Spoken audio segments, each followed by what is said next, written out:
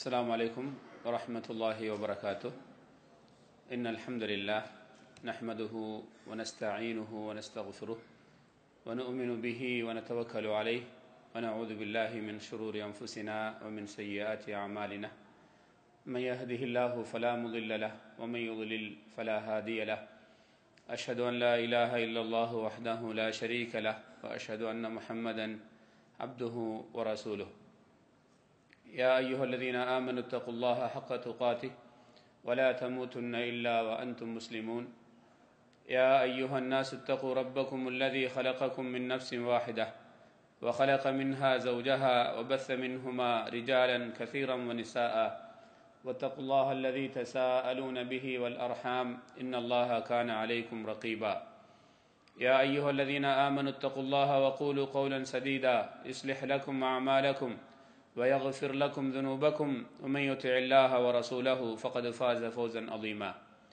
إن أحسن الحديث كتاب الله وخير الهدي هدي محمد صلى الله عليه وسلم وشر الأمور محدثاتها وكل محدثة بدعة وكل بدعة ضلالة وكل ضلالة في النار. أعوذ بالله من الشيطان الرجيم. ومن آياته أن خلق لكم من أنفسكم أزواجا لتسكنوا إليها وجعل بينكم مودة ورحمة إن في ذلك لآية لقوم يتفكرون. அல்லாஹ்வுடைய நல்லடியார்களே, அன்பு சகோதரர்களே, அறிஞர் பெருமக்களே, தாய்மார்களே, சகோதரிகளே, இன்று எனக்கு கொடுக்கப்பட்டிருக்கக்கூடிய தலையங்கம் குடும்ப வாழ்வும் புரிந்துணர்வும். இன்றைய இந்த அறிவு பூங்கா நிகழ்ச்சியிலே ஒரு குடும்பத்தை மையமாக வைத்து ஒரு இஸ்லாமிய குடும்பம் எப்படி வாழணும், எப்படியான வாழ்க்கை அமைத்து கொண்டால் அவர்கள் அந்த லட்சியத்தை அடைவார்கள் என்ற அந்த குடும்ப வாழ்க்கையை மையமாக வைத்து இன்றைய இஸ்லாமிய பூங்கா நிகழ்ச்சி ஏற்பாடு செய்யப்பட்டிருக்கிறது. உண்மையில் உலகத்திலே இஸ்லாமிய மார்க்கம் வகுத்திருக்கக்கூடிய சட்டத்தை போன்று எந்த விஷயத்திலும் எந்த மதமோ எந்த இயக்கங்களோ எவர்களும் அப்படியான ஒரு சட்டத்திட்டங்களை வழிமுறைகளை வகுக்க முடியாது என்று சொல்லக்கூடிய அளவுக்கு இஸ்லாத்தில் ஒவ்வொரு செய்திகளும் செய்யப்பட்டிருக்கிறது. காரணம் என்னவென்றால், ரப்புல் ஆலமீன், உலகத்தை படைத்த ரப்பு தான் இந்த சட்டத்திட்டங்களை எல்லாம் வகுத்திருக்கிறார். ஒரு மனிதனுடைய உள்ளம், ஒரு மனிதனுடைய வாழ்வு எப்படி வாழ்ந்தால் உலகத்திலும் மறுமையிலும் வெற்றி பெறும் என்பதை அறிந்தவன் அவன் நமக்கு என்ன செய்திருக்கிறான்? அப்படிப்பட்ட சட்டத்திட்டங்களை தந்திருக்கிறான். அப்படிப்பட்ட சட்டத்திட்டங்களில் ஒன்றுதான் குடும்ப வாழ்க்கையை எப்படி நாம் அமைத்துக் கொள்ள வேண்டும். இன்னைக்கு உலகளாவிய ரீதியில குடும்பம் என்கிற பேரில அமைதி இல்லாமல் அலைமோதி கொண்டிருக்கிறார்கள். ஆனால் இஸ்லாமோ இந்த குடும்பம் எப்படி வாழ்ந்தால் அவர்களுடைய வாழ்க்கையிலே அமைதி இருக்கும் அப்படிங்கிற ஒரு அழகான சட்டத்திட்டத்தை, இந்த குடும்ப வாழ்க்கையை, இந்த குடும்ப உறவு முறையை நமக்கு இந்த திருமணத்தின் மூலமாக அமைத்து தந்திருக்கிறது. நான் மேலே ஓதி காட்டிய திருவசனத்திலே ரப்புல் ஆலமீன் சூரத்து ரூமுடைய 21வது ஆயத்திலே சொல்கிறான், வமின் ஆயாத்திஹி, அல்லாஹ்வுடைய அத்தாட்சிகளில் நின்றும் ஒன்றுதான், அன் ஹலகலக்கும் மின் அன்ஃபுசிக்கும் அஸ்வாஜா, உங்களில் இருந்தே உங்களுக்கு மனைவிமார்களை அல்லாஹு தாலா படைத்திருக்கிறார். உங்களிலிருந்து, ஆண்களிலிருந்து தான் அவர்கள், ஆதம் அலைஹிஸ்ஸலாம் அவர்களிலிருந்து தான் ஹவ்வா அலைஹிஸ்ஸலாம் அவர்கள் படைக்கப்பட்டார்கள். அதைத்தான் அல்லாஹ் சொல்கிறான், உங்களிலிருந்து உங்களுக்கு மனைவிமார்கள் படைக்கப்பட்டிருக்கிறார்கள். ஒரு அற்புதமான செய்தி அல்லாஹ் சொல்கிறான், லிதஸ்குனு இலைஹா, அந்த மனைவி இடத்தில் நீ அமைதி பெறுவதற்காக, அந்த மனைவி மூலமாக உன் வாழ்க்கையில் சுகூன், ஒரு அமைதி பெறுவதற்காக. வஜஅல பைனக்கும் மவத்தன் வரஹ்மா, உங்கள் இருவருக்கு மத்தியிலே வுத், ரஹ்மா, அன்பு, இரக்கத்தை ஆக்கி வைத்திருக்கிறார். நேற்று வரை உங்கள் இருவருக்கும் எந்த தொடர்புமே இல்லை.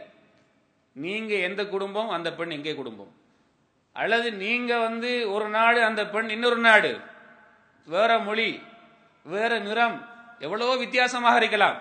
ஆனால் இந்த திருமண உறவை அல்லாஹ் சுப்ஹானஹு வ தஆலா எப்படி ஆக்கியிருக்கிறான் என்றால், வுத், உங்கள் மத்தியில இரக்கத்தை அல்லாஹு தாலா ரெண்டு பேருக்கும் பகிர்ந்து கொடுத்து விட்டார். இவர் அவளை பற்றி, அவள் இவரை பற்றி. உங்கள் மத்தியிலே அன்பை அல்லாஹ் சுப்ஹானஹு வ தஆலா பகிர்ந்து கொடுத்து விட்டார். இன்ன ஃபீ ذلك لآية, இதிலே அல்லாஹ் ரப்புல் ஆலமீன் இருக்கின்றான் என்பதற்கு ஒரு அத்தாட்சி இருக்கிறது. யாருக்கு? லிகௌமின் யதஃபக்கரூன், சிந்திக்கக்கூடிய ஒரு கூட்டத்துக்கு. இப்படி ஏராளமான செய்திகளை அல்லாஹ் சொல்லிவிட்டு இன்ன ஃபீ ذلك லஆயா, இதிலே அத்தாட்சி இருக்கிறது. எதுக்கு? அல்லாஹ் இருக்கிறான் என்று. இது அதிசயமா இல்லையா? இன்றைக்கு தான் கைப்பிடித்தான் அந்த பெண்ணை. ஆனால் அப்படியே இரக்கம், அன்பு, பாசம். இதை அல்லாஹ்வுக்கு சுப்ஹானஹு வ தஆலா இன்னொரு வாசகத்தில் சொல்லும்போது ஹுன்ன லிபாசுல் லகும் வ அன்தும் லிபாசுல் லஹுன், நீங்கள் அவர்களுக்கு ஆடை, அவர்கள் உங்களுக்கு ஆடை. எப்படி ஒரு ஆடை உடலோடு ஒட்டி இருக்குமோ அப்படி அல்லாஹ்வுக்கு சுப்ஹானஹு வ தஆலா இரண்டு பேரையும் ஒட்ட வைத்து விட்டான். உங்க இரண்டு பேருக்கு மத்தியிலே நீ அவளை மறைக்கக்கூடிய ஆடையாக, அவள் உன்னை மறைக்கக்கூடிய ஆடையாக, உங்கள் இருவரையும் ஒருவரை ஒருவர் மறைத்து வாழக்கூடியவர்களாக அல்லாஹ் ஆக்கிவிட்டான். அல்லாஹ்வுக்கு சுப்ஹானஹு வ தஆலா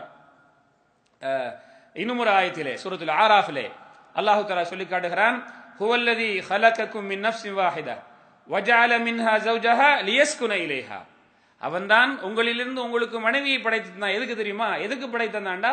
அந்த மனைவி மூலமாக நீ அமைதி பெற வேண்டும். அப்ப இந்த திருமண வாழ்வில் நாம் அமைதி பெற வேண்டும். இன்னைக்கு அமைதி பெறாத எத்தனையோ குடும்பங்கள் அலைமோதி திரிகிறார்கள். திருமணம் முடித்த அந்த இரவிலேயே அண்டையிலிருந்தே சில பிரச்சனை ஆரம்பிக்கிறது. சில நாட்கள்ல, சில வாரங்கள்ல, சில மாதங்களில், இன்னும் சிலரை பார்த்தால் குடும்பங்கள் ஆகி பிள்ளைகளை பெற்று பேரப்பிள்ளைகளையும் கண்டதுக்கு பிறகு பிரச்சனை. என்னங்க அல்லாஹ் சொல்ல உங்களுக்கு மத்தியில் இரக்கம், பாசம், ஆடை என்றெல்லாம் அல்லாஹ் சொல்கிறானே, ஏன் எங்களுக்கு மத்தியில் அது வரல அப்படின்னு சொன்னா, இந்த திருமணத்தை நாங்க சரியாக புரிந்து நடக்க வேண்டும். கணவன் மனைவியை புரிந்து நடக்க வேண்டும், மனைவி கணவனை புரிந்து நடக்க வேண்டும். இரண்டு பேருக்கு மத்தியிலே விட்டு கொடுப்புகள் இருக்க வேண்டும். அந்த புரிந்துணர்வும் விட்டு கொடுப்பும் தூர பார்வையும் இல்லை என்றால் அவங்களுடைய வாழ்க்கையில பிரச்சனை. ஆணும் பெண்ணும் இரண்டு பேருக்கும் இரண்டு விதமான இயற்கை பண்புகளோடு வாழ்ந்தவர்கள் இன்னைக்கு ஒன்று சேர்ந்திருக்கிறாங்க. சில நேரம் அந்த பெண்ணிடத்தில் உள்ள சில பண்பு இவருக்கு பிடிக்காது, இவர்கிட்ட உள்ள பண்பு அந்த பெண்ணுக்கு பிடிக்காது. இங்க என்ன செய்யணும்? விட்டு கொடுப்பு இருக்க வேண்டும். அந்த பெண்ணை இவர் புரிந்து கொள்ள வேண்டும், இந்த ஆணை அந்த பெண் புரிந்து கொள்ள வேண்டும். இப்படியான ஒரு வாழ்க்கையை நாம் வாழ்ந்தால்தான் நமக்கு மத்தியிலே இந்த அன்பை, பாசத்தை, இந்த ஒற்றுமையை நம்முடைய வாழ்க்கையில நாம் பெற முடியும். இதை நாம் ஒவ்வொருவரும் முதல்ல எங்களுடைய மனசுல பதிய வைத்துக் கொள்ள வேண்டும். இந்த திருமண இந்த பந்தத்தின் மூலமாக நாம் ஒருவரை ஒருவர் புரிந்து கொள்ளக்கூடிய அந்த நிலைப்பாட்டை நம்மிடத்தில் நாம் வர வைத்துக் கொள்ள வேண்டும்.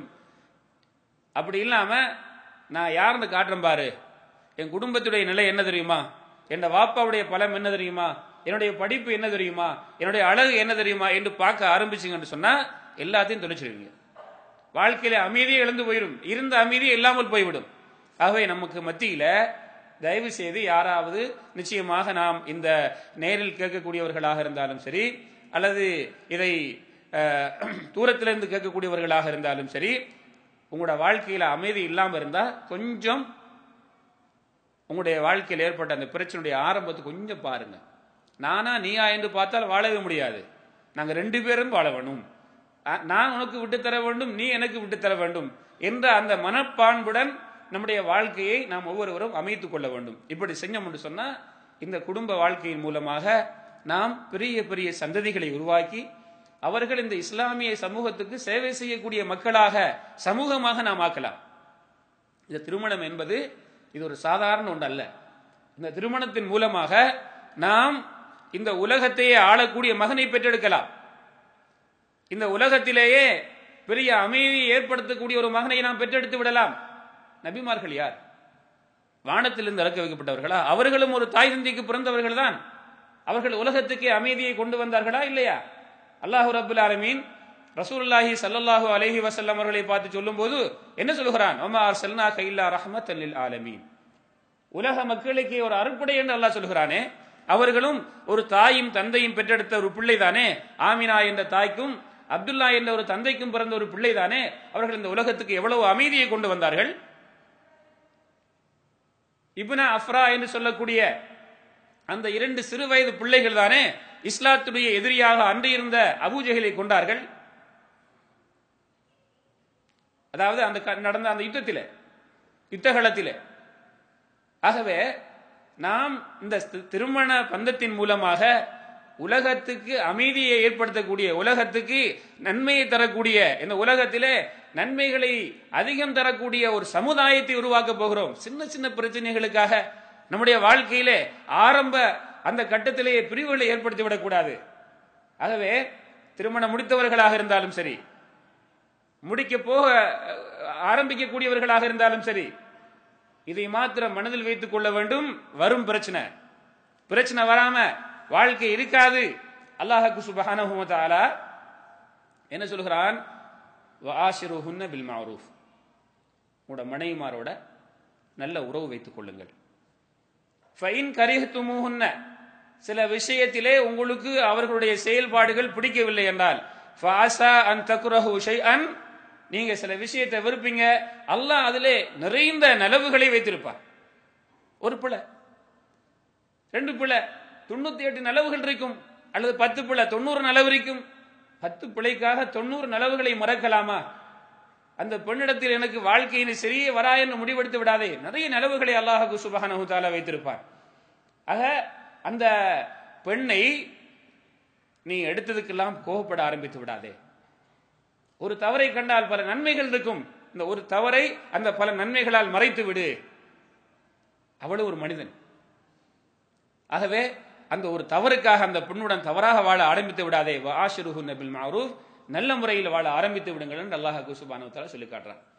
அன்புள்ள சகோதரர்களே, இஸ்லாமிய இந்த மார்க்கத்திலே இந்த திருமண உறவு இருக்கிறதே, இந்த திருமண உறவை எப்படி சொல்கின்றது என்றால், 2 பேரும் முன்னாலேயே தேர்வு செய்து கொள்ளுங்கள்.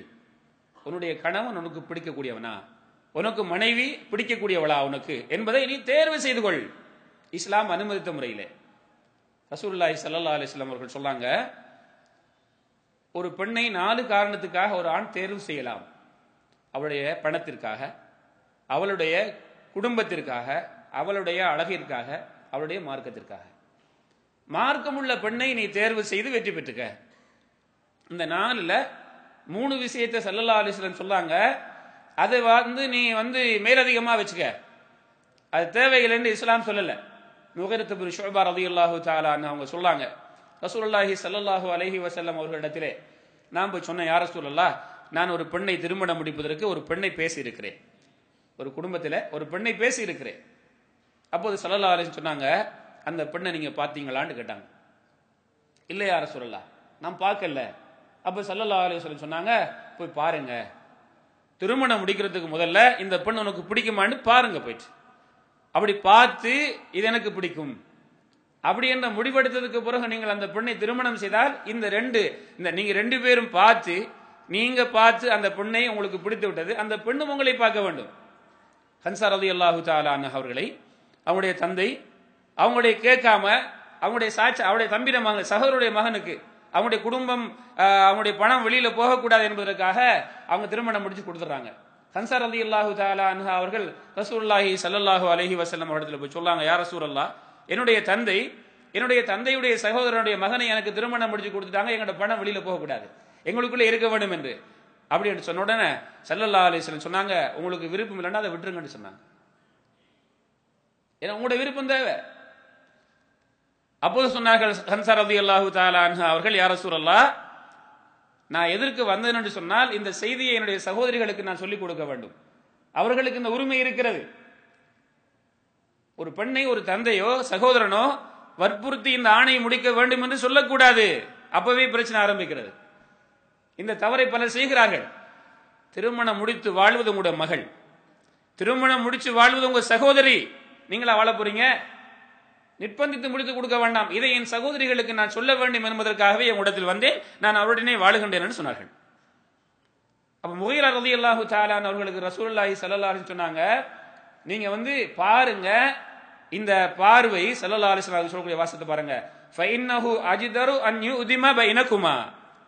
இப்படி பார்த்தீங்கன்னு சொன்னா, பார்த்து உங்களுடைய மனசு பிடிச்சிட்டு சொன்னா, நீங்க 2 பேரும் நீண்ட காலம் வாழ்வதற்கு இது உதவியாக இருக்கும் என்று சொன்னார்கள். ஆக அன்புள்ளவர்களே, நான் திருமணம் முடிப்பதற்கு இஸ்லாம் 4 காரணத்தை சொன்னது. அதுல ஸல்லல்லாஹு அலைஹி வஸல்லம் அழகையும் பார்க்க சொல்றாங்க, உனக்கு தேவையான அழகை பார்த்துக்க, ஆனால் மார்க்கத்தை விட்டுட்டு முடிக்காது. ஃபதுஃபர் பிதாத்தித்தி, தீனுள்ள பெண்ணை நீ உன்னுடைய மனைவியாக தேர்ந்தெடு, அது உனக்கு வெற்றி அளிக்கும் சொன்னார்கள். அதே போல ஸல்லல்லாஹு அலைஹி வஸல்லம் அவர்கள் ஆண் தரப்புக்கு சொல்கிறார்கள், இதா அதாக்கும் மிம்மன் தர்லௌன தீனஹு வ குலுகஹு ஃபஸவிஜு. உங்களிடத்திலே ஒருவர் பெண் கேட்டு வருகிறார், அவருடைய தீனும் அவருடைய ஒழுக்கமும் உங்களுக்கு பிடித்திருக்கிறது, தீனிலும் அவர் நல்லவராக இருக்கிறார், ஒழுக்கத்திலும் நல்லவராக இருக்கிறார், அவருக்கு அந்த பெண்ணை திருமணம் முடித்துக் கொடுங்கள், இல்லை என்றால் இந்த உலகத்திலே பெரிய ஃபித்னா ஏற்படும் என்று சொன்னார்கள். ஆண் பெண்ணை சாய்ஸ் பண்ணும் போதும் பெண் ஆணை சாய்ஸ் பண்ணும் போதும் மற்றவைகளை பாருங்க, பிரச்சனை இல்லை. ஆனா கட்டாயம் நீங்கள் பார்க்க வேண்டிய ஒன்று இருக்கிறது. அது என்ன தெரியுமா? ஆணிடத்திலும் பெண்ணிடத்திலும் மார்க்கம் இருக்க வேண்டும். உண்மையில் மார்க்கம் உள்ளவராக இருந்தால் இவருக்கு தெரியும், என் மனைவிக்கு நான் என்ன ஹக்கு என் மீது இருக்கிறது, என்னென்னலாம் நான் செய்யணும், என் கடமை இருக்கிறது. இந்த பெண்ணுக்கு தெரியும், என் கணவனுக்கு நான் என்னென்னலாம் செய்ய வேண்டும் என்று. எங்க பிரச்சனை ஏற்படும்? எங்க பிரச்சனை ஏற்பட போகிறது? வரும். நபி அவர்களுடைய குடும்பத்திலும் வந்தது. சிம்பிளா விட்டுட்டாங்க. நான் இன்ஷா அல்லாஹ் சில உதாரணங்களை உங்களுக்கு நான் சொல்லி காட்டுறேன். ரசூலுல்லாஹ்வுடைய வாழ்க்கையில தன்னுடைய மனைவிமார்களுக்கு மத்தியில் வந்து சில சுவாரஸ்யமான சில சம்பவங்கள். அதை ரசூலுல்லாஹி ஸல்லல்லாஹு அலைஹி வஸல்லம் எவ்வளவு சிம்பிளா முடிச்சிட்டாங்க, எவ்வளவு சின்னதா ஆக்கிட்டாங்க. நம்ம எல்லாம் பல்லுக்கெல்லாம் உடைய விட்டுருக்கோம். இப்ப நம்முடைய வாழ்க்கையில நடந்ததுன்னா அடி பிரச்சனை, வீட்டு விட்டு விரட்டுறது. ரசூலுல்லாஹ் அதை சிம்பிளா முடிச்சாங்க, சின்ன விஷயமா முடிச்சாங்க. ஒரு முறை ரசூலுல்லாஹி ஸல்லல்லாஹு அலைஹி வஸல்லம் அவர்கள் அவர்களுடைய சில மனைவிமார்களில் ஒரு மனைவியுடைய வீட்டில் இருக்கிறாங்க. சில ரிவாயத்தில் ஆயிஷா நாயின்னு வருது, அந்த பேரை குறிப்பிடப்பட்டு வருகிறது. அப்ப ஒரு மனைவி, அந்த மனைவி உம்மு சலமா ரலியல்லாஹு அன்ஹா வருது, ஹப்ஸா ரலியல்லாஹு தஆலா அன்ஹா வருது, ஸைனப் பின்த் அபி ஜஹஷ் வருது. ஏதோ ஒரு மனைவி இடத்துல இருந்து நபி ஸல்லல்லாஹு அலைஹி வஸல்லம் வீட்டுக்கு சாப்பாடு வருது. இப்ப ஆயிஷா நாய் பாக்குறாங்க, எந்த வீட்டுல எந்த கணவர் இருக்கும்போது நீங்க அனுப்பணும். தட்டி விடுறாங்க. அப்படியே அந்த சாப்பாட்டை கொண்டு வரக்கூடிய தட்டையை தட்டி விடுறாங்க கைனால. அந்த தட்டை கீழே விழுகுது, அது உடையுது, சாப்பாடுலாம் அங்கெல்லாம் பறக்குது. நபி அவங்களோட வீட்டுல மக்கள் விருந்தாளியும் வந்திருக்கிறாங்க. உங்க வீட்டு நம்ம வீட்டுல நடந்தா என்ன நடக்கும் சொல்லுங்க? என்னங்க நடக்கும்?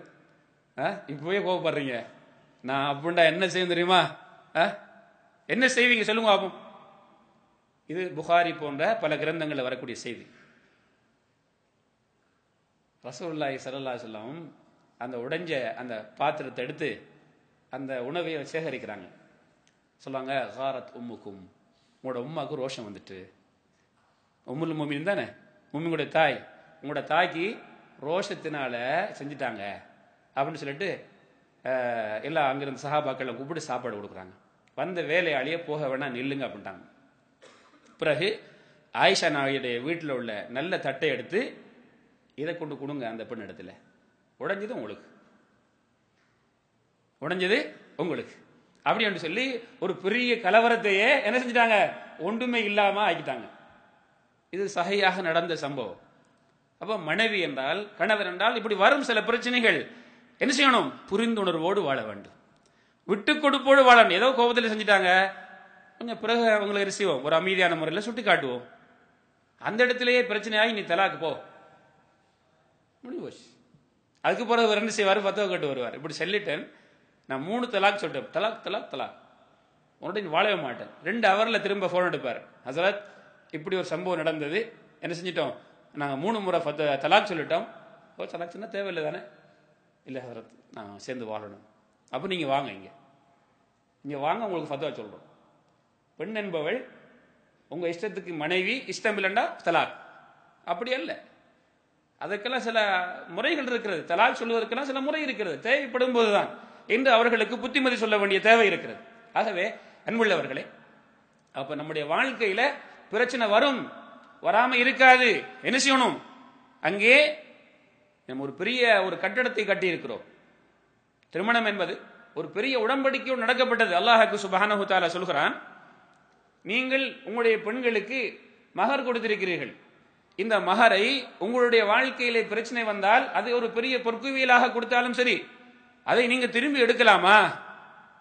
உங்களில் சிலரோடு சேர்ந்து வாழ்ந்து விட்டீர்கள், அந்த பெண்களோ உங்களிடத்தில் இருந்து ஒரு பாரிய ஒரு உடன்படிக்கை, மீசாக்கன் கலீலா, கடுமையான ஒரு பெரிய உடன்படிக்கை எடுத்து விட்டார்கள். எப்படி நீங்க திரும்ப எடுக்க முடியும்? அப்போ ஒரு பெரிய உடன்படிக்கையோடு ஒரு பெரிய உயர்ந்த வானளாவிய கட்டடத்தை போன்ற ஒரு கட்டடம், ஒரு பெரிய பூந்தோட்டம் என்று வைத்துக் கொள்ளலாம். அப்படிப்பட்ட ஒன்றை உருவாக்கி இருக்கீங்க திருமணத்தின் மூலமாக. சாதாரண ஒன்றல்ல. அதை எடுத்ததுக்கெல்லாம் நீங்க என்ன செஞ்சிடக்கூடாது? அடியிலையும் ஏச்சிலையும் பேச்சிலையும் தலாக்கிலையும் முடிந்து விடக்கூடாது. அங்கே புரிந்துணர்வுகள் உங்களுக்கு வர வேண்டும், விட்டு கொடுப்புகள் வர வேண்டும், சமாளிக்க தெரிய பழகிக் கொள்ள வேண்டும். தேவைப்படும் போது அவர்களுக்கு சில புத்திமதிகளை சொல்ல வேண்டும்.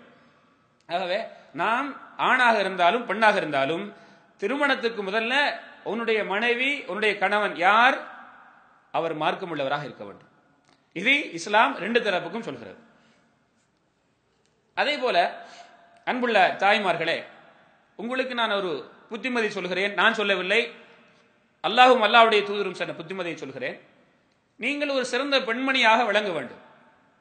நீங்கள் இந்த உலகத்துக்கு ஒரு பெரிய சமுதாயத்தை பெற்றுக் கொடுக்கக்கூடியவர்கள், வயிற்றிலே சுமக்கக்கூடியவர்கள், வளர்த்து கொடுக்கக்கூடியவர்கள்.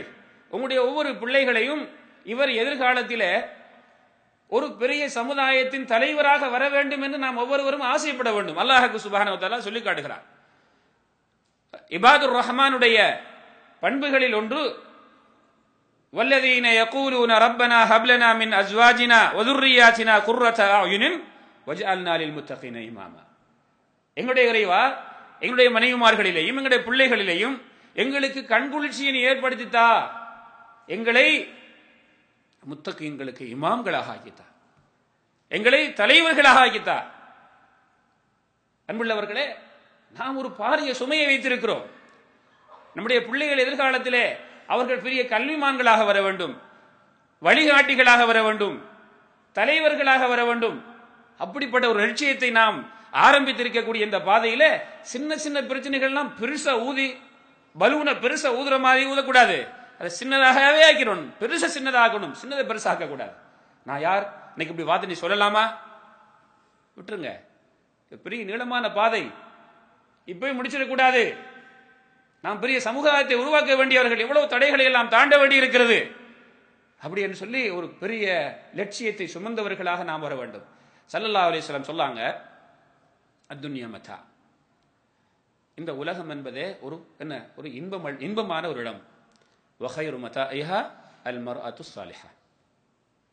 இந்த உலகத்தில் ஒரு ஆண் அவன் பெறக்கூடிய இன்பங்களில் ஸல்லல்லாஹு அலைஹி வஸல்லம் சொன்னாங்க, அல்லாஹுவை பயப்படுவதற்கு அடுத்ததாக, இறையச்சத்துக்கு அடுத்ததாக ஒரு ஆண் அல்லது ஒரு பெண் அவன் உலகத்திலே பெறக்கூடிய ஒரு பெரிய இன்பம் இறையச்சத்தோடு வாழ்வது. அதற்கு அடுத்ததாக ஒரு ஆண் பெறக்கூடிய ஒரு பெரிய இன்பம் என்னவென்றால் அல் மர்அத்து ஸாலிஹா. அவனுக்கு கிடைக்கிற மனைவி சாலிஹான மனைவியாக இருந்தால் அவன் இந்த உலகத்தில் நிம்மதியாக வாழக்கூடிய முதல் மனிதன். பணக்காரனோ இல்லையோ, படித்தவரோ இல்லையோ, என்ன எப்படி இருந்தாலும் சரி, அவர் சாலிஹான மனைவியை பெற்று ஒரு மார்க்கம் உள்ளவராக வாழ்ந்தால் அவர்தான் இந்த உலகத்திலே அமைதியோடு வாழக்கூடியவர். இப்ப இங்க வந்திருக்கக்கூடிய தாய்மார்கள், சகோதரிகள், இதை கேட்டுக்கொண்டிருக்கக்கூடியவர்கள் தூரத்திலே இருந்து, நீங்களும் ஒரு சாலிஹான மனைவி, ஒரு சாலிஹான பெண்ணாக இருக்க வேண்டும். நிச்சயமாக இருப்பீங்க. அதுக்கு ஒரு சாலிஹான மனைவி, ஸல்லல்லாஹு அலைஹி வஸல்லம் அவர்கள் சொல்லக்கூடிய அந்த சாலிஹான மனைவிக்கு இருக்கக்கூடிய சில பண்புகளை பாருங்க. ஸல்லல்லாஹு அலைஹி வஸல்லம் சொன்னாங்க, இப்னு அப்பாஸ் ரலியல்லாஹு தஆலா இடத்துல ஒரு மனிதன் அவன் பெற்றிருக்கக்கூடிய பொக்கிஷங்களில் சிறந்த ஒரு பொக்கிஷத்தை உங்களுக்கு நான் அறிவிக்கட்டுமா அப்படின்னு சொல்லிட்டு சொல்லாங்க, அல் மர்அத்து ஸாலிஹா. நீங்க பெரிய பட்டம் வச்சிருக்கிறீங்க, கோடி கோடியாக பணம் வச்சிருக்கிறீங்க, வீடு இருக்கிறது, வாகனம் இருக்கிறது, சொத்துக்கள் இருக்கிறது, ஆனா மனைவி சரியில்லை என்று வச்சுக்கோங்க. எல்லாம் பாதுகாக்கட்டும். வாழ்க்கையில் அமைதி இருக்குமாங்க? இருக்குமா இல்லையா? சொல்லுங்களேன். இருக்கவே இருக்காது. ஆனா ஒரு மனிதனத்தில் இதுல குறைபாடுகள் இருக்கிறது சொல்லப்பட்டவைகள்ல, ஆனா மனைவி சாலிஹான மனைவி அமைதியா வாழுவார். இல்லையா? ஸல்லல்லாஹு சொல்லாங்க, ஒரு ஆண் அவனுடைய பொக்கிஷங்களில் அவன் சிறந்த பொக்கிஷமாக வைத்திருப்பது ஒரு சாலிஹான மனைவி. சாலிஹான மனைவினா என்ன அப்படிங்கிறதுக்கு ஸல்லல்லாஹு அலைஹி வஸல்லம் அவர்களே அந்த ஹதீஸிலே தொடர்ல வரைவிலக்கணம் சொல்றாங்க, இதா நஸர இலைஹா சர்ரத்துஹு. அந்த கணவன் அந்த மனைவியை பார்த்தா அவனை சந்தோஷப்படுத்துவாள். வாழ்க்கையில பல பிரச்சனை இருக்கும், பல வீட்டில் பல கஷ்டங்கள், துன்பங்கள் இருக்கும், சுமை இருக்கும். ஆனா கணவனுடைய மனசை அவள் என்ன செய்ய மாட்டாள்? கஷ்டப்படுத்த மாட்டாள். கணவனுக்கு ஒரு கஷ்டம் வரக்கூடிய வார்த்தையை பேச மாட்டாள், நடக்க மாட்டாள். இப்ப அவனை அந்த மனைவியை பார்த்துட்டா சந்தோஷமான செய்திகளை தான் அவனிடத்துல கிடைக்கும். வீட்டுல பண பிரச்சனை இருக்கு, அந்த மனைவி சொல்லுவாள், பிரச்சனை இல்லை, அல்லாஹ் சுப்ஹானஹு வ தஆலா நம்ம எப்படி சோதிக்கிறான், இன்ஷா அல்லாஹ் சரி வரும். அதுக்கு ஆறுதல். நோய், அதுக்கு ஆறுதல் வார்த்தை. இப்படி பல பழுக்கள், பல பிரச்சனைகள், குடும்ப பிரச்சனைகள், தொழில் பிரச்சனைகள் எது வந்தாலும் இந்த மனைவி இடத்தில் இருந்து கணவனை சந்தோஷப்படுத்தக்கூடிய வார்த்தை தான் வரும். வீட்டுக்கு கணவன் வெளியில இருந்து வரும்போது நாம் என்ன செய்யக்கூடாது, கணவனுக்கு சுமைகளை சொல்லக்கூடிய, கணவனுக்கு பிரச்சனைகளை ஏற்படுத்தக்கூடிய செய்திகளை சொல்லிவிடக்கூடாது. இருந்தா அதை பெச்சுக்குங்க, அப்ப சொல்லக்கூடாது. கணவன் வெளியில இருந்து வரும்போது பல பிரச்சனைகளோட, பல வேலை பழுக்களோட, பல கஷ்டங்களோட வருவார். வந்த உடனே இன்னும் பல பழுக்களை அவருக்கு சுமத்தும் போது அவருடைய வாழ்க்கையில கஷ்டத்தை ஏற்படுத்துவார். பாருங்க, நம்முடைய வாழ்க்கை துணைவியே நமக்கு எதிராக இருக்கிறார்களே, இப்ப பார்த்தாலும் குறை சொல்கிறார்களே. அப்ப அவங்க என்ன செய்யணும், தேவையான நேரத்தில் என்ன செய்யணும். உம்மு சுலைம் ரலியல்லாஹு அன்ஹா அவர்கள் என்ன செய்யறாங்க, தன்னுடைய கணவர் வெளியில போய் வருகிறார், என்ன செய்யறாங்க, தன்னுடைய பிள்ளை வீட்டிலே மரணித்திருக்கிறது. கணவனுக்கு, தன்னுடைய குடும்பத்துக்கு சொல்கிறார்கள், என்னுடைய கணவன் வந்தால் நான் சொல்லாத வரை என்னுடைய மகன் மரணித்த செய்தி நீங்க யாரும் சொல்லக்கூடாது. நம்மை போன்ற ஒரு இரக்கமுள்ள தாய் தான் பிள்ளை மீது தன்னுடைய கணவனுக்கு எப்படி ஆறுதல் வார்த்தை சொல்லாங்கன்னு பாருங்க. தன்னை அழகுபடுத்துகிறார்கள். அந்த கணவன் தன்னுடைய மனைவியோடு சேருகிறார். அதற்கு பிறகு சொல்றாங்க, ஒருவர் அமானிதத்தை தந்தா அந்த தந்த அமானிதத்தை திரும்பி கேட்டா என்ன செய்யணும், சொன்னால் கொடுக்கணும். அல்லாஹ் தந்த அமானிதத்தை எடுத்துக்கொண்டான். ரொம்ப கோபப்படுறாங்க. நீங்க இவ்வளவு லேட் பண்ணி சொல்றீங்களே, இதெல்லாம் நடத்திட்டு சொல்றீங்களே, நீங்க முதல்ல சொல்லிருக்கலாம். எப்படி பாருங்க, ஒரு தாய், ஒரு பெண், ஒரு மனைவி தன் கணவனுடைய மனசுல எப்படியான சந்தோஷமான முறையில் அந்த செய்தியை சொல்றாங்க, ஒரு கவலையான செய்தியை எப்படி மாத்தி சொல்றாங்கன்னு பாருங்க. அப்போ கணவனை, அந்த மனைவியை கணவன் பார்க்கும் போதெல்லாம் ஒரு சந்தோஷ நிகழ்வை ஏற்படுத்தக்கூடியவளாக இருப்பாள் ஒரு மர்அத்து சாலிஹா. அன்புள்ள தாய்மார்களே, மனைவிமார்களே, நீங்களும் உங்களுடைய கணவன்மாருக்கு இப்படிப்பட்ட மனைவியாக மாறினால் உங்க குடும்பத்தில் சந்தோஷம் இருக்கும். இது முதலாவது செய்தி. இரண்டாவது சொல்றாங்க ஸல்லல்லாஹு அலைஹி வஸல்லம், வைதா அமரஹா அதாஅத்ஹு, ஏதாவது ஒரு செய்தியை சொன்னா, ஒரு உத்தரவு கொடுத்தால், ஒரு விஷயத்தை செய்யும்படி சொன்னால் உடனடியாக கட்டுப்படுவாள். மாற்று கருத்து சொல்ல மாட்டேன், நான் செய்ய மாட்டேன், இப்ப இன்னைக்கு வேலை இருக்குது, கொஞ்சம் வெயிட் பண்ணுங்க, கொஞ்சம் பொறுங்க, இப்ப பார்த்தாலும் இப்படிதான் செய்யுங்களா சொல்லக்கூடாது. அந்த சொல்லக்கூடிய நேரத்தில் அவர்களுக்கு அந்த நேரத்தில் அந்த வேலையை செய்ய முடியாவிட்டாலும் கொஞ்சம் பொறுங்க, நான் ஒரு வேலை செஞ்சுக்கிட்டு இருக்கிறேன், முடிச்சுட்டு வந்து உங்களுக்கு செஞ்சு தர்றேன். அதனால நீங்க அவர்களுக்கு வேலைக்காரி அல்ல. ஒரு கணவனுடைய உத்தரவுக்கு இப்படி மதிப்பு கொடுப்பாள். அப்படியான ஒரு தாய்மார்களாக நீங்கள் மாற வேண்டும். அதே போல வைதா காப அன்ஹா ஹஃபிலத்துஹு, அந்த பெண், அந்த கணவன் வீட்டை விட்டு வெளியாயிட்டு போனா தன்னை பாதுகாப்பாள். சில ரிவாயத்துகள்ல தன்னுடைய கற்பை பாதுகாப்பாள், தன்னுடைய கற்பை பாதுகாப்பாள், தன்னுடைய பிள்ளைகளை பாதுகாப்பாள், தன்னுடைய பொருளை பாதுகாப்பாள். கணவனுடைய பொருளை கணவனுடைய அனுமதி இல்லாமல் யாருக்கும் கொடுக்க மாட்டாள். அப்படி யாரும் கேட்டு வந்தால் கொஞ்சம் வெயிட் பண்ணுங்க, என்னுடைய கணவரை வரட்டும், அவங்ககிட்ட கேட்டு உங்களுக்கு சொல்றேன். சில குடும்பங்களில் பார்க்கிறோம், இங்கிருந்து பணம் அனுப்பிக்கிட்டே இருப்பீங்க, அவங்க கொடுத்துக்கிட்டே இருப்பாங்க.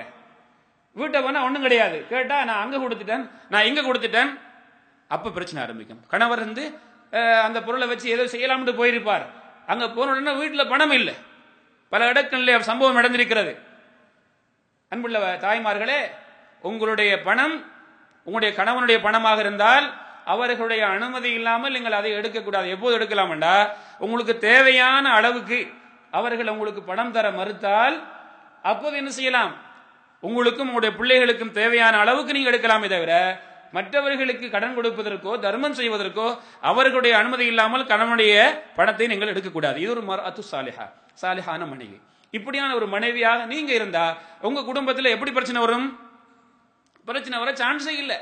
அதே போல ஸல்லல்லாஹு அலைஹி வஸல்லம் அவர்கள் இன்னொரு செய்தியை சொல்றாங்க. இது நாலாவது செய்தி எடுத்துக்கொள்ளுங்க.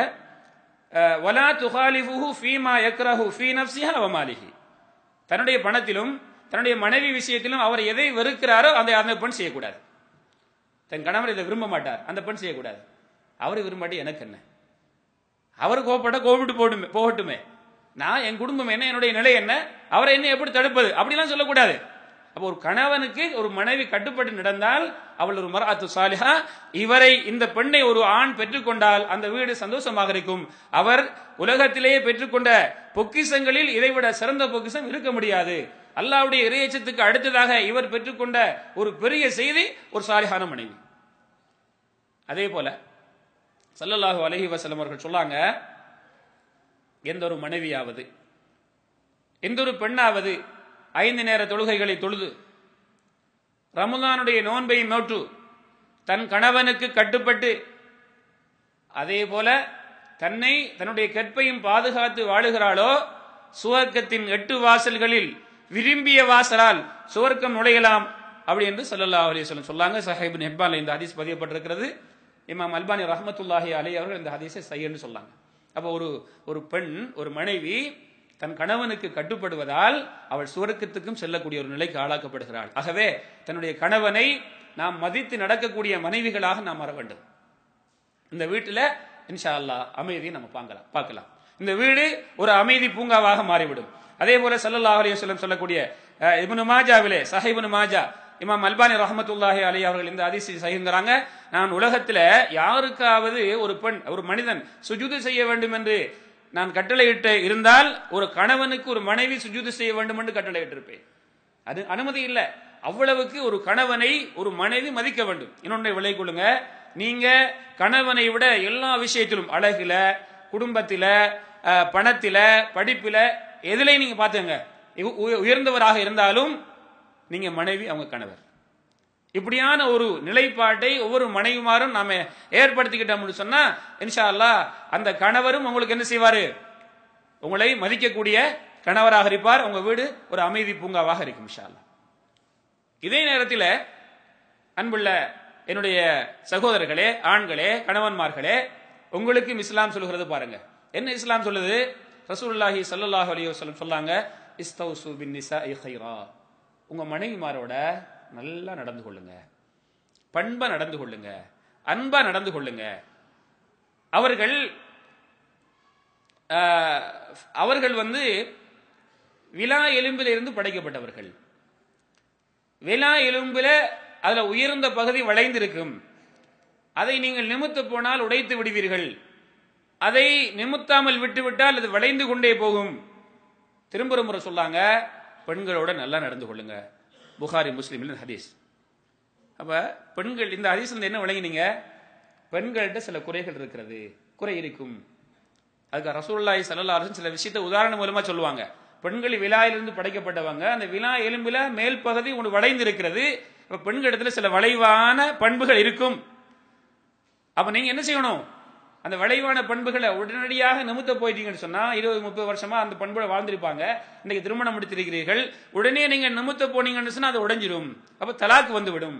சரி, நம்ம பாவம் அவங்க பழகிட்டாங்க, அப்படியே விட்டுருவோம் சொன்னா அது வளைவு கூடிக்கொண்டே போகும். தவறு நடந்து அதிகமாகி கொண்டே இருக்கும். அப்படியான ஒரு பெண்ணோட வாழவும் முடியாது. அதை கொஞ்சம் கொஞ்சமாக நிமித்துங்க. அப்ப இது என்ன விளங்குது? அவங்க விஷயத்துல நல்ல முறையில பண்பாக அன்பாக நடந்து கொள்ளுங்க. வாஷிருஹுன்ன பில் மஅரூஃப். நல்ல முறைகளில் நீங்கள் அவங்களுடைய முஆஷரா வாழ்க்கையை நடந்து கொள்ளுங்கள். ஆனால் அவங்ககிட்ட உள்ள சில தவறுகளை நீங்க என்ன செய்யணும்? கொஞ்சம் கொஞ்சமாக நிமித்த பாருங்க அப்படிங்கிற செய்தியை ஸல்லல்லாஹு அலைஹி வஸல்லம் அவங்க பல வடிவங்கள்ல பல ஹதீஸ்களை சொன்னாங்க. இன்னொரு ரிவாயத்துல சஹீஹ் முஸ்லிம்ல வருகிறது, இன்னல் மர்அத குலிகத் மின் ظில். இந்த விலா எலும்பிலிருந்து பெண் படைக்கப்பட்டிருக்கிறாள். லன் தஸ்தகீம லக அலா தரிகா. உடனடியாக அவங்க என்ன செய்ய மாட்டாங்க, அதெல்லாம் விட்டு நேராக வந்து விட மாட்டாங்க. அப்ப உடனடியாக நீங்க அவர்களை நிமித்த போக முடியாது. கொஞ்சம் கொஞ்சமாக நிமித்துங்க. இந்த வாழ்க்கையிலே நீங்க வாழ்க்கையெல்லாம் ஓட்டினீங்கன்னா வளைவோடு வாழ வேண்டி வரும். உடனடியாக நிறுத்த போனீங்கன்னா அது உடைஞ்சிடும். அதனோட உடைவு தான் தலாக் அப்படிங்கிறாங்க. அப்ப ஒரு பெண்ணுடன் ஒரு ஆண் என்ன செய்ய வேண்டும்?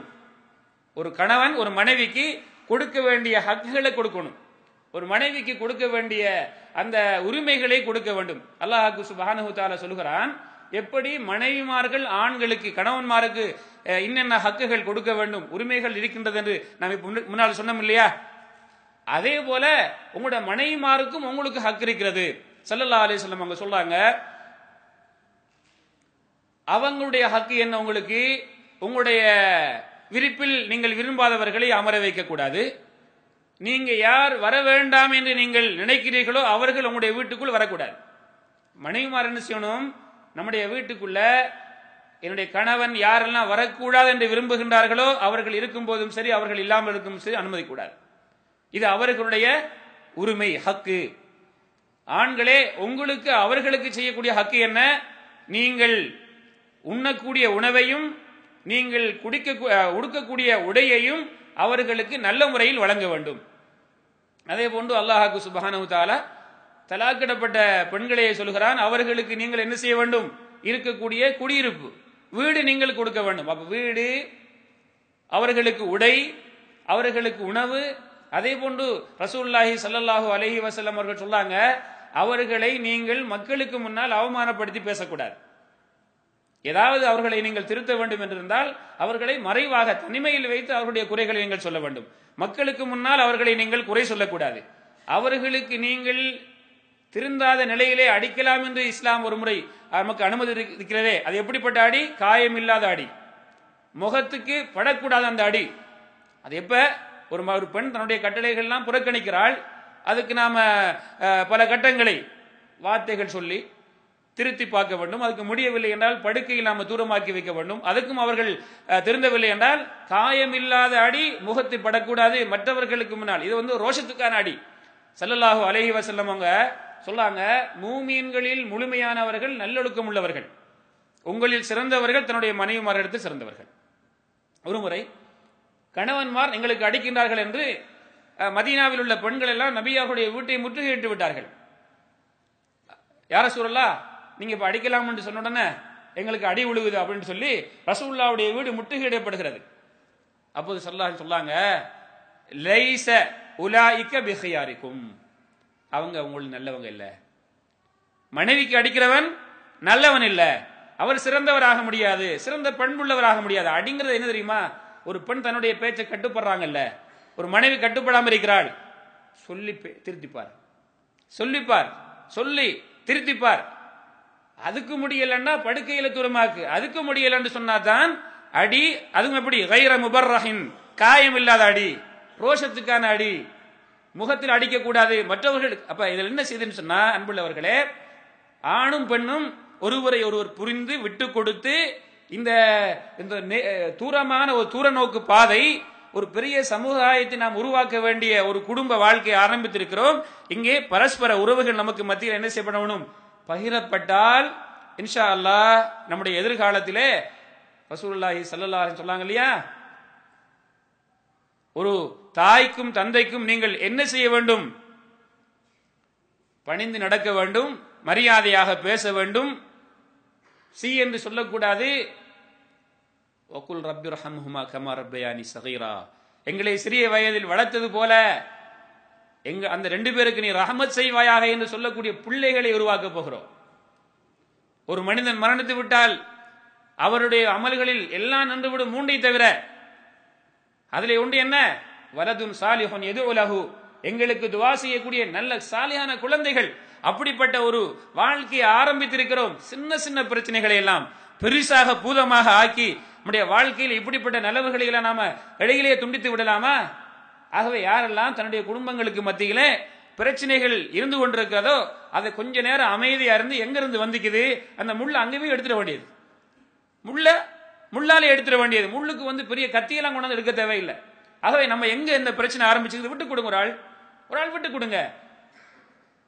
ஆகவே எங்களுடைய இந்த குடும்ப வாழ்க்கையில வந்த பிரச்சனைய சின்ன ஒரு காரியமாக நினைச்சு மூன்றாவது நபரிடத்தில் போகாம நீங்க ரெண்டு பேரும் நான் தப்பு செஞ்சுட்டேன், இல்ல நான் தான் தப்பு செஞ்சுட்டேன், நம்ம மறந்துடுவோம், நல்ல ஒரு வாழ்க்கை வாழுவோம். அல்லாஹ் நமக்கு ரெண்டு குழந்தையை தந்திருக்கிறான், அவங்களுடைய வாழ்க்கையை வீணாக்கி விடக்கூடாது. அவர்களை எதிர்காலத்தில் ஒரு பெரிய அறிஞர்களாக, வழிகாட்டிகளாக, சமுதாயத்தின் வழிகாட்டிகளாக ஆக்க வேண்டும். நம்ம விட்டு வாழுவோம், இதை மறந்து வாழுவோம். நான் உங்களை மன்னிச்சுக்கிட்டேன், நீங்க என்ன மன்னிச்சுங்க இப்படி சொன்னா என்ன ஆக போகுது? இப்படியான ஒரு வாழ்க்கையை நாங்க ஆரம்பிக்க வேண்டும்.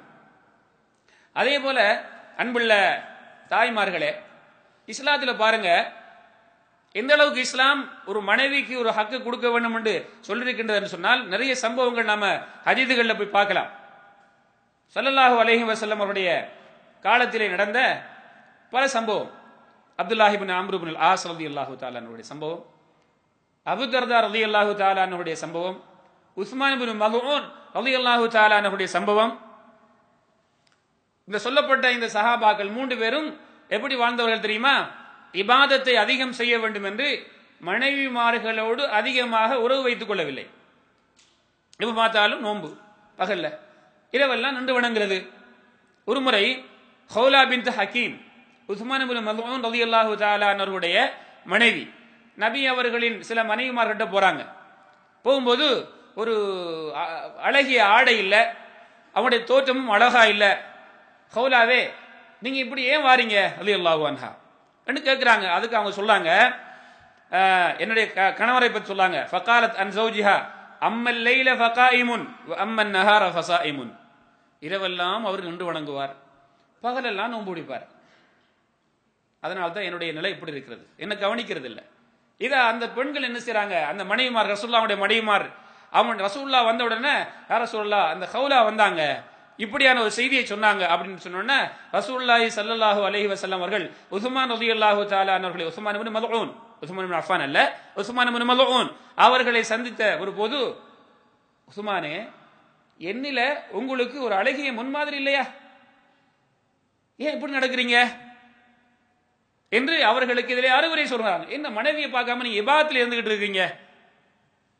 யார் சொல்லலாம், என்னுடைய தாயின் தந்தையும் அர்ப்பணமாகட்டும், ஏன் உங்களை எனக்கு முன்மாதிரி இல்லை? அப்ப என்னுடைய முன்மாதிரி எடுத்துக்கங்களேன். நான் இரவெல்லாம் நின்று வணங்கிட்டு ஆகிறேன், நான் பகல்ல நோன்பு பிடிச்சிட்டு ஆகிறேன், உங்களை விட அல்லாஹ் நான் அதிகமாக அறிந்தவர் இல்லையா?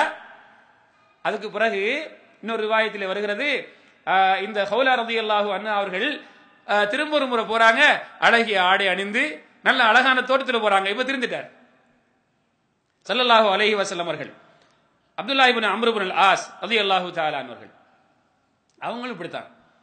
ஒரு நாளைக்கு ஒரு குர்ஆன் படிப்பாங்களாம், பகலெல்லாம் நோன்பு பிடிக்கிறது. இப்போ ஒரு நாள் இந்த அப்துல்லாஹ் இப்னு அம்ர் இப்னு அல்-ஆஸ், அதாவது அம்ர் இப்னு அல்-ஆஸ் தந்த அப்துல்லா அவங்களோட மகன் அம்ர் இப்னு அல்-ஆஸ் ரலியல்லாஹு தஆலா அவங்க என்ன செய்றாங்க, ஒரு நாள் இவங்களுடைய தன்னுடைய மருமகள்கிட்ட போறாங்க, அப்துல்லா அவங்களுடைய மனைவி இடத்துல ரலியல்லாஹு தஆலா அன்ஹும் ஜமீஅன். இப்போ கேட்குறாங்க, எப்படி மகன் நல்லா இருக்கிறாரா, உங்களோட வாழ்க்கை எப்படி போகுது, அதாவது குடும்பத்தை பார்த்து ஏதாவது தவறுகள் இருந்தால் திருத்திக்கலாம் என்று சொல்லி. இப்போ அவங்களே தான் சொல்றாங்க, இவர் ஹாலும் இதுதான், பகலெல்லாம் நோன்பு, இரவெல்லாம் நின்று வணங்குறது. அப்படியா, மகனை நாம சொல்லத்தை விட அல்லாஹ்வுடைய தூதர்கிட்ட போய் சொல்லுவோமே அப்படின்னு சொல்லி ரசூலுல்லாஹி ஸல்லல்லாஹு அலைஹி வஸல்லம் கிட்ட போய் சொல்லாங்க, அல்லாஹ்வுடைய தூதரே என்ன மகன் இப்படியான ஹாலில் இருக்கிறாரு, கொஞ்சம் புத்திமதி சொல்லுங்களேன், அவரை என்னட்ட அனுப்பி வைங்கன்னு சொன்னாங்க. என்ன என்கிட்ட அனுப்பி வைங்க சொன்னாங்க.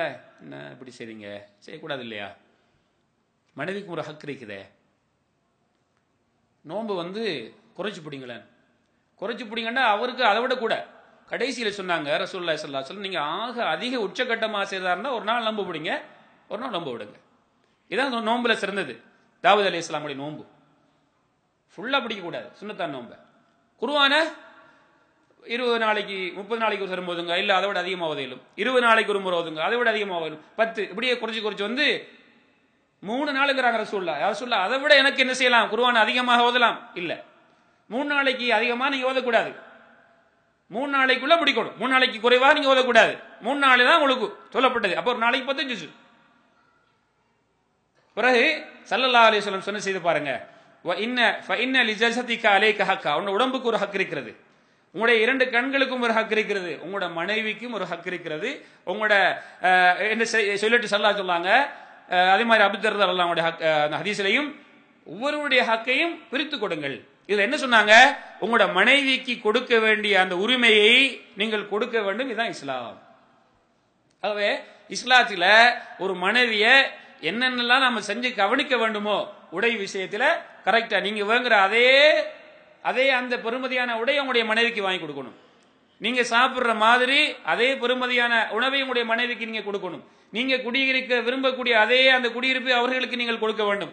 அவர்களை நீங்கள் எப்படி உங்களுடைய மக்கள் மதிக்க வேண்டும், உங்களுடைய மனைவி மதிக்க வேண்டும் நினைக்கிறீங்களோ அப்படி நீங்க அவர்களுக்கு மதிக்க வேண்டும் என்று அவர்களுக்கு கொடுக்க வேண்டிய ஹக்குகளை கொடுங்க.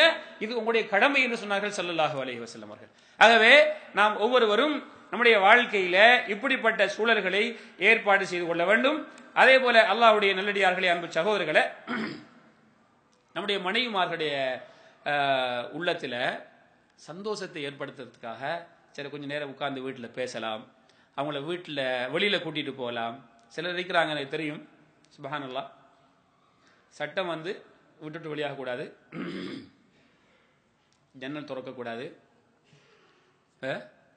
வெளியில போக்கல, வீட்டை மூடிட்டே போறது.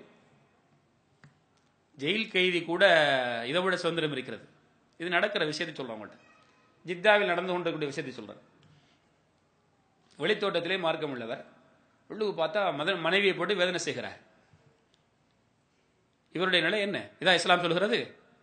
இன்ன லிஸௌஜிக அலைக ஹக்கா, உன்னை மனைவிக்கு நீ உரிமைகள் கொடுக்க வேண்டி இருக்கிறது, அதை கொடு. அதான் மார்க்கம். வெறும் தொழுகையில வெறும் நோம்போட இருந்தேன்னு சொன்னா மனைவியை எதுக்காக திருமணம் முடித்தாய்? ரசூலுல்லாஹி ஸல்லல்லாஹு அலைஹி வஸல்லம் அவர்கள் தன்னோட மனைவிமாரோட எப்படியெல்லாம் நடந்திருக்கிறாங்க, பொறுத்து வாழ்ந்திருக்கிறாங்கன்னு பாருங்க. ஒரு முறை ஆயிஷா ரலியல்லாஹு தஆலா அவங்க ரசூலுல்லாஹோட கோபமா பேசுறாங்க, சத்தத்தை உயர்த்தி பேசுறாங்க. அபூபக்கர் சித்திக் ரலியல்லாஹு தஆலா அவங்க வராங்க. வந்து யார சொல்ல வரலாமா, நீங்க ரெண்டு பேரும் கணவன் மனைவி, நான் தந்தை இருந்தாலும் நான் வரலாமா வீட்டுக்குள்ள வாங்க அப்படின்னோடனே ரசூலுல்லாஹ் அவங்க வீட்டுக்கு வராங்க. அபூபக்கர்ல அவங்க வந்த உடனே கோபப்படுறாங்க தன் மகளோட. ரசூலுல்லாஹி ஸல்லல்லாஹு அலைஹி வஸல்லம் தன் மகளுக்கும் மருமகனுக்கும் இடையில் நின்று பிரச்சனையை சால்வ் பண்ணாங்க. ஒன்று பண்ணாங்க வேண்டாம், அதெல்லாம் வரதான் அப்படின்னு அனுப்பிச்சுறாங்க. ரசூலுல்லாஹ் அந்த அபூபக்கர்ல அவங்கள தடுக்கிறாங்க. அப்புறம் அவங்க போயிட்டாங்க. போன உடனே பாத்தியா, நான் அவருக்கும் உனக்கும் முதல்ல நான் தடுத்தனா இல்லையா, இல்லாடி என்ன நடந்திருக்கும் என்று ரசூலுல்லாஹி ஸல்லல்லாஹு அலைஹி வஸல்லம் தன் மனைவியோட ஜோக் அடிக்கிறாங்க. ஜோக் அடிச்சுட்டு இருந்து ரெண்டு பேரும் பேசி சிரிச்சு கட்டிக்கிறாங்க. திரும்ப வராங்க அபூபக்கர் ரலியல்லாஹு தஆலா அன்ஹு. யார் ரசூலுல்லாஹ் வரலாமா வாங்க. அப்புறம் சொல்லாங்க, யார் ரசூலுல்லாஹ் நீங்க ரெண்டு பேரும் சண்டை பிடிச்சி இருக்கீங்களா, அனுமதிச்ச மாதிரி சந்தோஷமா இருக்கும் போது எனக்கு அனுமதி தருவீங்களான்னு கேட்கிறாங்க. இந்த ஒரு சின்ன இடைப்பட்ட நேரத்துக்குள்ளே ஸல்லல்லாஹு அலைஹி வஸல்லம் செஞ்சிட்டாங்க, அந்த பிரச்சனையை ஒன்றுமே இல்லாம ஆக்கிட்டாங்க.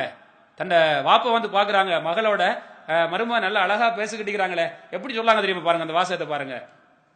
அஷ்ரிக்னி ஃபீ சில்மிக்குமா கமா அஷ்ரக்துமானி ஃபீ ஹர்பிக்குமா. சண்டை பிடிக்கல என்ன அனுமதிச்ச மாதிரி ரெண்டு பேரும் இப்ப சந்தோஷமா அளவலாவி கொண்டிருக்கிறீங்களே, அப்ப அனுமதி தருவீங்களா? எவ்வளவு சின்னதாக்கிட்டாங்கன்னு பாருங்க.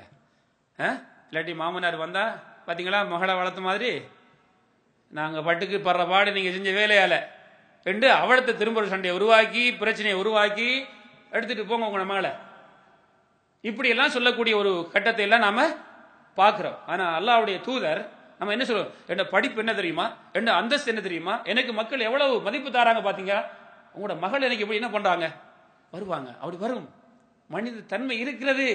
எதுக்கு இந்த செய்தி சொல்றேன்டா, அல்லாஹ்வுடைய தூதர் ஸல்லல்லாஹு அலைஹி வஸல்லம் அவர்கள் தன்னுடைய மனைவிமாரோட எவ்வளவு அளவலாவி வாழ்ந்திருக்கிறார்கள். அதே போல ஆயிஷா ரலியல்லாஹு தஆலா அவர்கள் சொல்லக்கூடிய செய்திகள் ஒன்று, ஒரு முறை ரசூலுல்லாஹி ஸல்லல்லாஹு அலைஹி வஸல்லம் அவர்களுடன் ஒரு பிரயாணத்தில் நான் போனேன். ரசூலுல்லாஹி ஸல்லல்லாஹு அலைஹி வஸல்லம் கேட்டாங்க, ஓடி பாவமான்னு கேட்டாங்க. ஓடி பாவமே அப்படின்னு ரசூலுல்லாஹ் பாருங்க எவ்வளவு அழகான செய்திகளை பாருங்க. இதெல்லாம் நம்மளோட வாழ்க்கையில கொண்டு வரணும். ஒரு நாளைக்கு பீச்சு கூட்டி போங்க, ஒரு நாளைக்கு ஒரு கடை கூட்டி போங்க, ஒரு நாளைக்கு ஒரு பூங்கா கூட்டி போங்க. இஸ்லாமிய அனுமதிச்சுகிறது, இது செய்யணும் மனைவிமா இருக்கு. அப்ப ரெண்டும் ஓடுறாங்க. யாரு? அல்லாஹ்வுடைய நபியும் ஆயிஷா ரலியல்லாஹு அன்ஹா அவர்களும் ஓடுறாங்க. யாரு முந்தினது? யாரு முந்தினது? நீங்க சிந்திச்சு பாருங்க. அல்லாஹ்வுடைய நபியை முந்தையலுமாங்க. அவங்க ஒரு போர் வீரர், ஒரு போர் தளபதி, ஒரு மாவீரர், மிக சக்தி வாய்ந்தவர்கள் ஸல்லல்லாஹு அலைஹி வஸல்லம் ஓட விடுறாங்க, முந்த விடுறாங்க, மனைவியை சந்தோஷப்படுத்துறாங்க. பாருங்க, கற்பனை சொல்லவில்லை, உண்மையை சொல்கிறேன். அப்படி செய்ததுண்டா? மனைவியை எப்ப பார்த்தாலும் குறை, நல்லது செஞ்சாலும் குறை, கெட்டது செஞ்சாலும் குறை. அந்த மனைவியுடைய வாழ்க்கையில நீ பாரு, நீ இப்படி செஞ்சானா நான் தலாக்கு விட்டுவேனா, ஒரு ஒரு ஒரு மிருகத்தை கட்டி வச்சு அடிக்கிற மாதிரி. நம்ம கண்ட அந்த மிருகம் பயப்படும். என்ன கண்டா நீ பயப்பட்டு வாழணும். இது வாழ்க்கையா? இதான் இஸ்லாம் கட்டு தந்தது. சிந்திங்கள் சகோதரர்களே, அதை மறந்து விடுங்கள். இது அதாப், இது ஹராம். ஆயிஷா நாயை முந்த விடுறாங்க என்ன மனைவி சந்தோஷப்பட்டும் என்று. பிறகு ஆயிஷா நாய் சொல்லாங்க, எனக்கு கொஞ்சம் உடல் பெருத்ததுக்கு பிறகு இன்னொரு பிரயாணத்தில், சின்ன நாளைக்கு பிறகு இன்னொரு பிரயாணத்தில் திரும்ப கேட்குறாங்க ஸல்லல்லாஹு அலைஹி வஸல்லம், ஓடுவோமா அப்படின்னு சொல்லி. அப்ப என்ன ரசூலுல்லாஹி ஸல்லல்லாஹு அலைஹி வஸல்லம் வந்துட்டாங்க. என்ன சொல்லாங்க ஸல்லல்லாஹு அலைஹி வஸல்லம், ஹாதிஹி பிதில்க அஸ்ஸபகா. அப்ப நீங்க அங்க முந்தினீங்களோ, இப்ப நான் முந்தினேன். அப்ப ரெண்டு பேரும் ஓகே. ஒரு அளவலாவி சுவாரஸ்யமான வார்த்தைகளை பேசி மனைவியை தட்டி கொடுத்து, கவலைப்படாத நான் உன்னோட இருக்கிறேன்.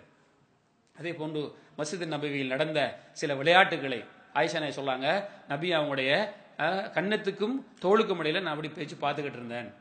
போதுமான்னு கேட்கிறாங்க. இல்ல, நான் ஆயிஷா நாய் சொல்லாங்க, நான் வேணும்னு தான் சொன்னேன். ரசூலுல்லாஹ் என்னை எந்த அந்தஸ்தில் அவங்களுடைய மனசில் வைத்திருக்கிறார்கள் என்று பார்ப்பதற்காக. ஆக அல்லாஹ்வுடைய நல்லடியார்களே, அன்பு சகோதரர்களே, திருமண வாழ்க்கை என்பது ஒரு இன்பமான வாழ்க்கை. அதை விட இன்பம் எதுவும் கிடையாது. எப்ப ரெண்டு பேரும் ஒருவரை புரிந்து நடந்தால், விட்டு கொடுப்போடு நடந்தால், என் கணவனுக்கு நான் கட்டுப்பட வேண்டும், என் மனைவியா நான் விட்டு கொடுக்க வேண்டும், இப்படி வாழ்ந்து பார்ப்போமே, எங்க கவலை வரும்? இன்ஷா அல்லாஹ். அப்ப இல்லையா?